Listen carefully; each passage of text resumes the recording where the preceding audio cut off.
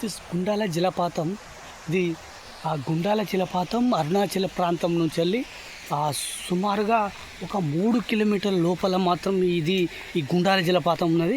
ఈ గుండాల జలపాతాన్ని చూడడానికి అనేక ప్రాంతాల నుంచి వెళ్ళి హైదరాబాద్, ఖమ్మం, భద్రాచలం ఇటు నుంచి కూడా చాలామంది విద్యార్థులతో పాటు ఊరి గ్రామస్తులు కూడా ఈ గుండాల జలపాతాన్ని చూడడానికి ఇక్కడికి రావడం జరుగుతుంది. ముఖ్యంగా ఈ గుండాల జలపాతంలో ప్రత్యేకించి మనం చెప్పేది ఏంటంటే ఇక్కడ అన్ని జలపాతాలు నీటితో ఉంటాయి, అదే వైటు నీళ్ళతో ఉంటుంది. కానీ ఇక్కడ గుండాల జలపాతంలో మాత్రం వాటర్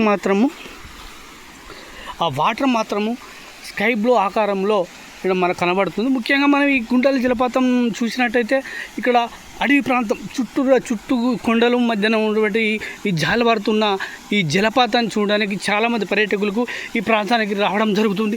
ముఖ్యంగా ఇది వర్షాకాలం రావడంతోనే ఈ జలపాతాలు మాత్రము ఇట్లా ప్రవహిస్తున్నట్టు కూడా ఇక్కడ స్థానిక ఉన్న గ్రామస్తులు తెలియజేస్తున్నారు.